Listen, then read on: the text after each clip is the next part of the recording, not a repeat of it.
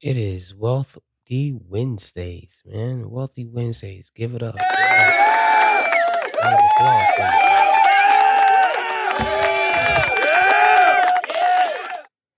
So this is gonna kind of blend in with the trust a little bit on this family. Well, excuse me. Sorry, on this wealthy talk Wednesdays, Wealth Talk Wednesdays. Um, we're gonna talk about why most families are unable to preserve their wealth beyond 3 generations. 3 generations. Yep. 3 generations. Most trusts don't go past 50 years and barely any make it to 100 years. This is a fact. So, and I want to bring this to your attention because you don't want to be doing this for no reason. Now, not like you would know, right? You're no longer here. I mean, who really knows what it's like on the other side? But you're not going to have any clue um, on how those assets and is being managed and distributed. You would hope it would be into the, and I'm sure it will be into the, based on the indenture, the instructions that was left behind. But uh, that doesn't, there's more to it that you will have to do to ensure that it continues because the beneficiaries are the ones who receive these assets upon your passing or depending on the kind of trust may not be right away, might be held in trust, and the trustee might have a piece of property, trust res corpus that it's working capital and it produces profits and rents and royalties, what have you, and it distributes that to the beneficiaries. However, but the beneficiaries are not disciplined and trained. Um, you know, that those assets can be depleted pretty quickly, right? And you would hope you have enough in the trust that will, maybe be able to feed and provide for multiple generations, but you need not only depend on the asset you left behind, you need to uh, train up your children to also be productive humans and members of the family to be able to advance or enhance themselves in the space of maybe the intellectual world and the social world that will maybe increase their financial capital so they will be able to replenish or add to that trust, creating more wealth for the generations to come. Um, and we have to look at a lot of the businesses, and especially family. Um, it's like physics, right? They operate in three stages: period of creativity, a period of stasis or balance, and a period of decay. Okay. And, as described by the laws of physics, energy comes together to form a new creation. Uh, Energy then moves from a creation to a stasis or to a phase of balance, right?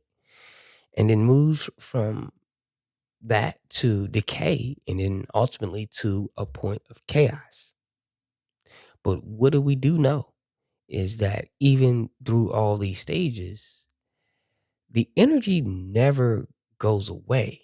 It just transforms and creates a new thing. Now, what that new thing may be is dependent upon, in this situation, us, right? Um, you know,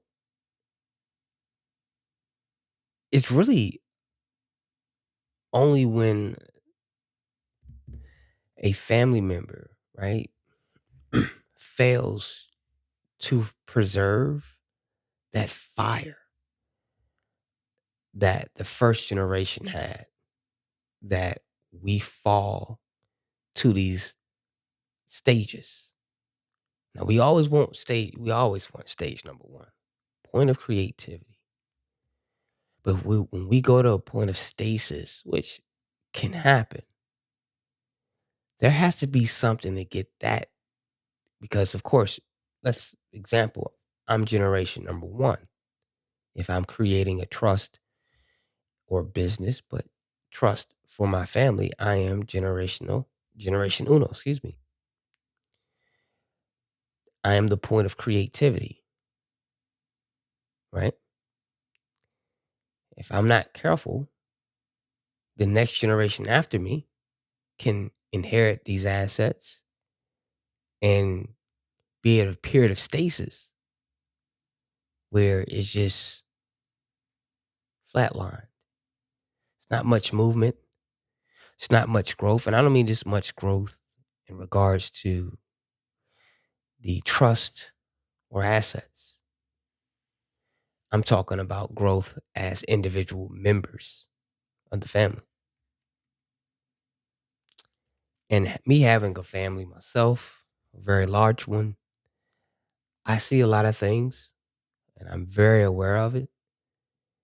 And, you know, younger, I couldn't see some things as a young man, even as a young father, having kids young, some things I couldn't see. But I'm starting to see, what and how these families were able to, really stay relevant and successful. They really invest a lot into the family, like a lot. And look, I'm not saying I do. Um, I believe I do as best as I can as a father, as a husband. But a lot of the stuff may take more resources than I actually have at the moment. But if I put certain things in place that are very affordable, uh, and then I'm able to really, or suitable for my situation, and I can put things in place inside of an instrument such as, an entity such as the trust to ensure that the things that I weren't or I didn't have at my leisure to use to help my family. When I leave, I will ensure that they now have the tools that I didn't have to do what I know should have been done, but couldn't have been done, or it was very hard for me to do, or maybe I was able to do a little because I didn't have a lot. But that information, I'm able now to pass on the information as well as the capital to create that or to enforce that, right? Um, and because a lot of the families, right, they get stuck on just the, their image of creativity gets stuck on just the creation of the financial capital, and that it stops there. And that's like the rich mentality, right? Momentarily, wealth is the actual longevity of wealth, the long term wealth, the preservation of that. Rich is momentarily. And I don't mean like just an hour, but or day, but not long. So, and this is how you get in your families get into that decay or get stuck in the status quo because they just focus on the preservation of the financial capital and not focus on uh, the preservation of the human intellectual capital.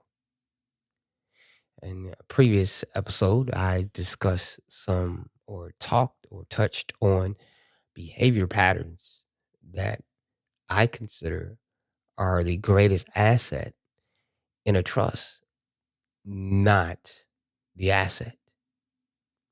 The most important, it's the human capital, which, you know, have um, strengths and weaknesses. But this is why we try to find the strengths in our family members and we put them in positions of strength in regarding preserving the estate or the family's mission, family's wealth, the family's business, the family office. Find the weaknesses and strengths of the family members and putting them to play. Put them plug and play. Let them get the experience and wisdom they need so they can advance, the mission, the goal, and the wealth of the actual family estate. Okay. It says, uh, excuse me, reading from a note here that I have. The role of each family generation is to define its principal role as one of creating new intellectual and human capital. Without this, it leads to rapid loss. Yes, it's kind of reinforcing what I just said. You need to be learning to create or define the principal role as one creating new intellectual capital. And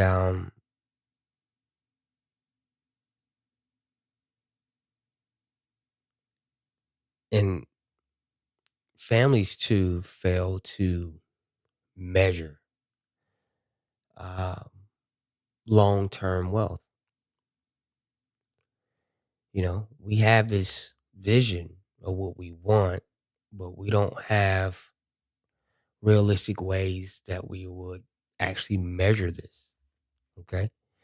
And they fail to comprehend and manage the external and internal liabilities on their family balance sheet. And this is how the decay of the wealth starts to happen, where the internal and external liabilities of family members begin to affect the entire trust in a whole. And not checking these things can do some damage for sure. Absolutely. So checking that would actually help continue to preserve the wealth of the family. People's habits is what they're talking about. Family issues, right? Maybe you have a son or granddaughter. Somebody may not listen too well, may not take wise, good instructions. Maybe a little hard headed. Learning how to correct those things, and you can't make someone change. So put them in a position where they're not going to make so much of an effect on the trust. Maybe they don't need to be a decision maker. Maybe they just need to be a recipient, and that's it. And when you might be like, well, um, how, they'll be beneficiaries. What do you mean? They don't need to control. I don't want them. I don't want to control anyway. Well, sometimes certain trusts, depending on what kind of trust you have, your beneficiaries can act as trustee beneficiaries. So keep that in mind. That is a possible thing. So s- choose wisely who you feel like has more of the characteristics that you are looking for to preserve the family's wealth. Okay. And another issue is that families look more at the quantitative versus the qualitative. Um, Quantitative is basically where a family just base success alone off the size of the family's balance sheet, how much money they've brought in, right? How much money they've profited. They fail again to look at those other um, capital, which is human capital, which has intellectual, social, who you know, and what you know. Okay. Who you know can get you pretty far than what you know. What you know might get you far than who you know. It's good to have both. And Families fail to even tell stories on how they got where they're at, the struggles of the family, the success of the family. Now, you may think it's very small, but it's actually a big thing. You know, back in the day when they didn't have, wasn't too much writing, a lot of family history was told orally, wasn't written. Tradition. Get used to telling the family stories. It will motivate some of the family members. Oh yeah, my dad went through that. My mom went through that. My cousin went through that, and they made it out great. They did well. They have successful businesses. They're doing real estate investments. They're doing they're dealing with treasuries. They're dealing with bonds. They're dealing with certificate of deposits. They're dealing with international banks, bill of exchanges. They're dealing in all the securities, all these different things. Okay, and the stories on how we got there can really encourage your family to continue and continue that legacy and be that next story to be told to the next generation, right? Good and the bad, not just the good, you guys, both. You know, because certain stories like bind families, they bind them together. It tells a story how the family histories and its values, right? Most importantly, like the history and the value of the family, the values of the family. To learn about your family's history is by telling stories. Learn about your family values is not only through the expression of it, the exercise of it, but the actual storytelling how we got these values. Um, and failure to do this is like it's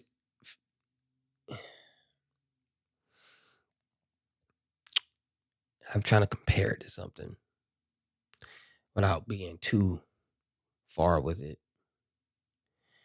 And failing to do so is like failing to give a child the right vaccine. It can cause autism and all different kinds of problems if you provide the wrong one, right?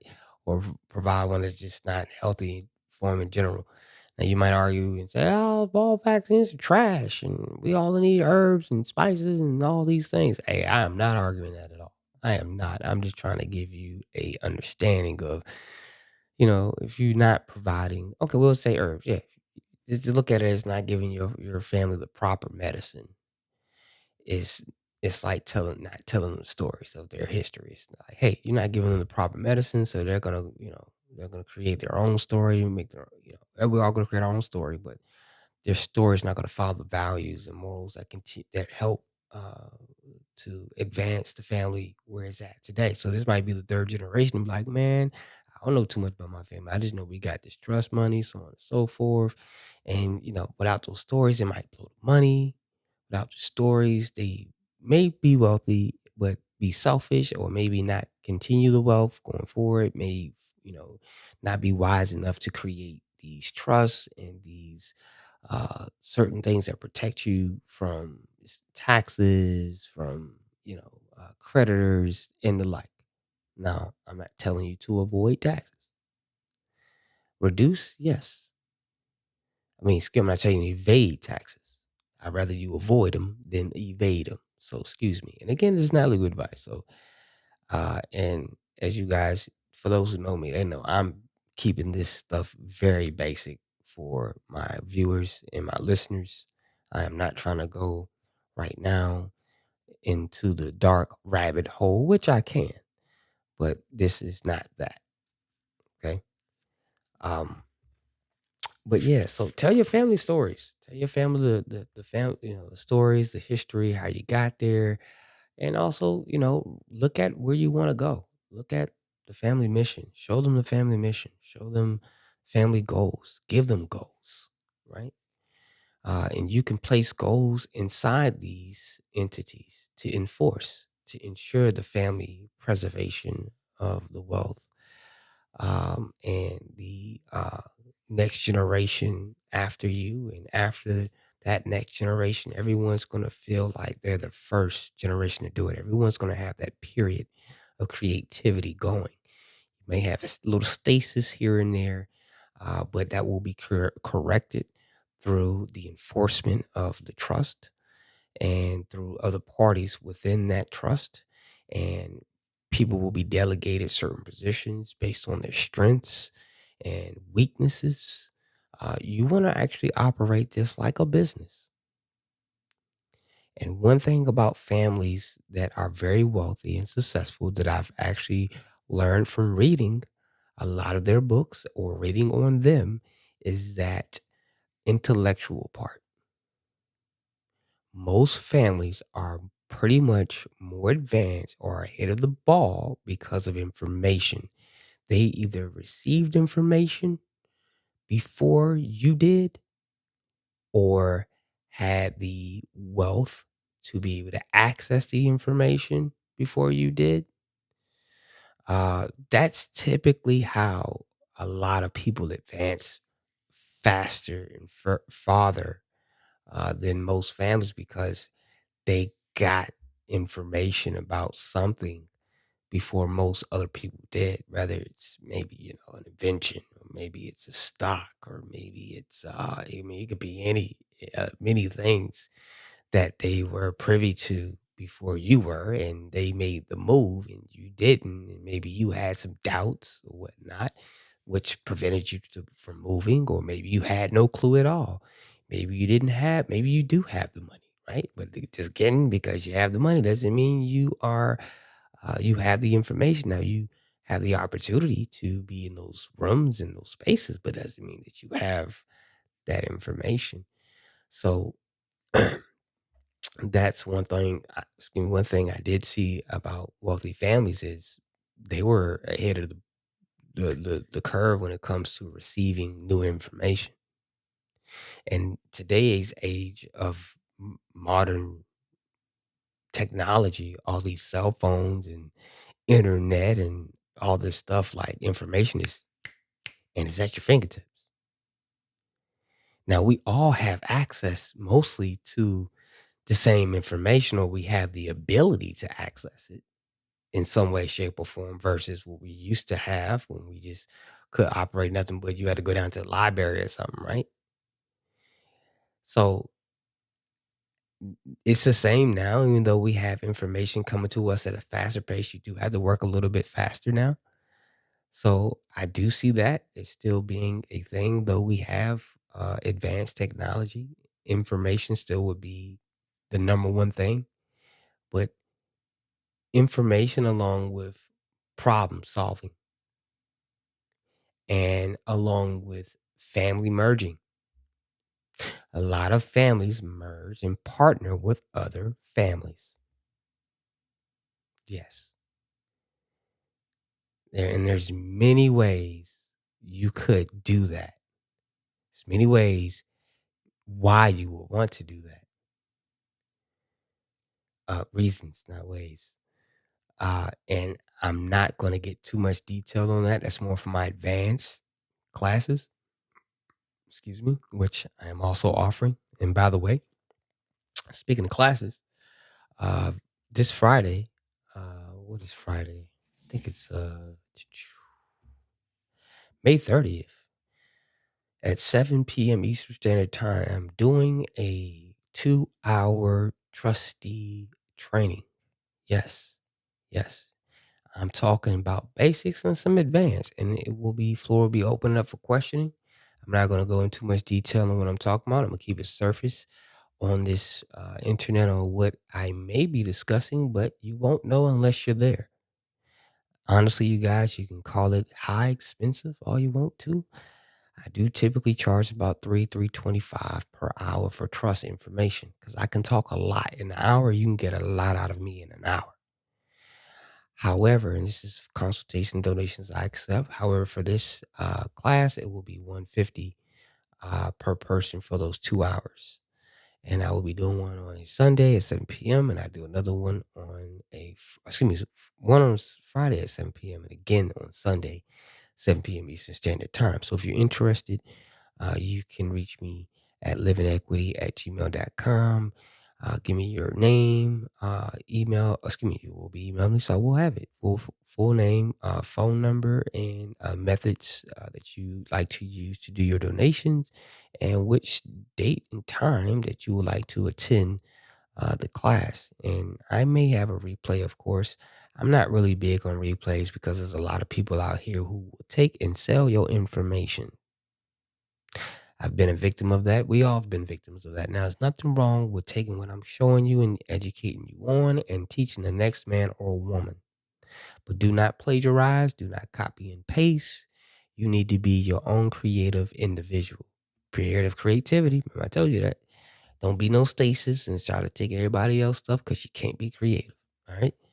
But yeah, so if you can make that, tap in with me on that, or also reach out to me on Facebook at Ture Ali, and on Instagram at living.equity, and on TikTok at living equity as well. If you don't follow that, please do. But yeah, so again, um, those are the things that will allow a family to um, go beyond that statistic that says, hey, most trusts don't go past the third generation.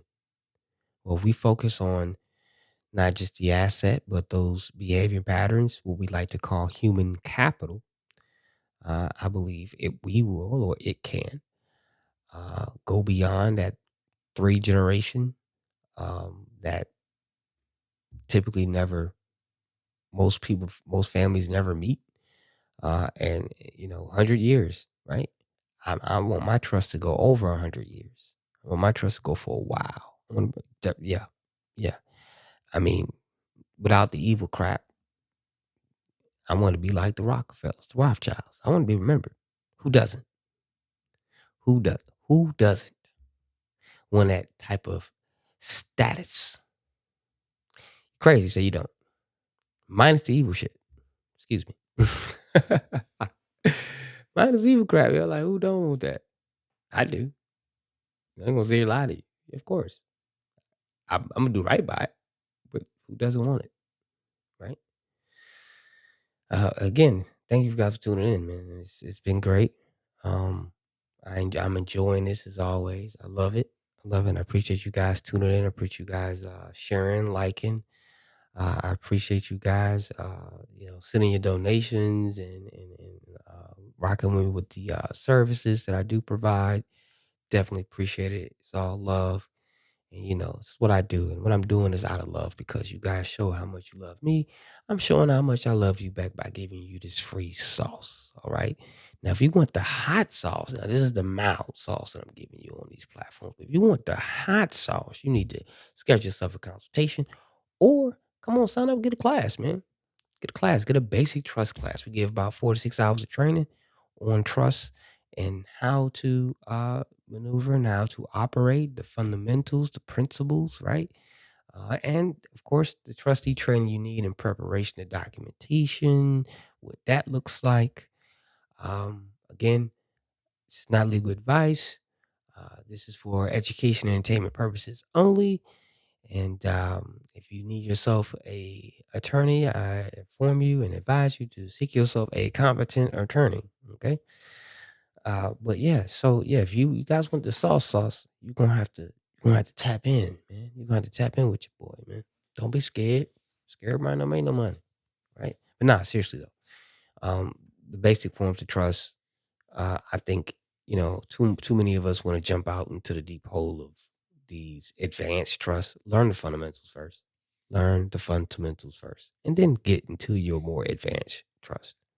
But I appreciate you guys for tuning in on this Wealthy Wednesdays, this Wealth Talk Wednesdays, and we're gonna try to do it again next week. If not next week, week after that. But I still have more videos coming up. I will be doing another video. We're gonna be going Supreme Court cases. I think I want to do a little review of the argument on the birthright citizenship that's up the Supreme Court case before they make a decision. I need to go ahead and do a video on that ASAP. If you want to hear that, please drop it in the comments. I definitely will do it. gonna break down some of the things they're talking about, and you know, if you listen to the argument, man, it's very interesting hearing from the actual Donald Trump team and the defense, uh, eh, uh, as well as the Supreme Court justices and their point of views on uh, Article 3, equity. They mention equity, and they also mention, man, universal injunctions. I think it's called, yeah, universal injunctions, right? Dealing with class action lawsuits, and if it applies to one person in a class, do like if I'm say so let's just say for example black males are a class that's protected, right? It's a black man. He goes and he files a class action with someone, and they win, right? Does that win that they got, even though I'm not on the docket, I'm not a party in the case? Am I able to enforce the same injunction judgment that they got as a class, right? Am I able to, as a person, as being part of that class, as a member of that class, right? Am I able to enforce the same rights or judgment that they had, or do I need to open my own case to enforce the same injunction that they had? And that was an interesting topic, um, or interesting issue, rather, that I wanted to get you guys to listen up on. But yeah, definitely be doing that. But again, thank you for tuning in. And if you got any questions, concern, you can feel free to email me or comment below, or inbox me, and also visit a website at www.livingequity.org to reach out. And we offer one free time consultation for 15 minutes. One free time consultation, 15 minutes. Now, that doesn't mean you could ask me all the advanced questions, because honestly, that's not for that. But I will give you as much as I possibly can without having to actually charge you, or excuse me, require a donation amount from you. So, it's still good to, sign up and get some of your questions answered at the end of the day. All right. But again, I appreciate you guys for allowing me to your space, and joining me here at Live at Equity podcast. And like, share, subscribe. And I'll see you guys again tomorrow, I believe, on Trust Talk Thursdays. All right, y'all. Enjoy. We out.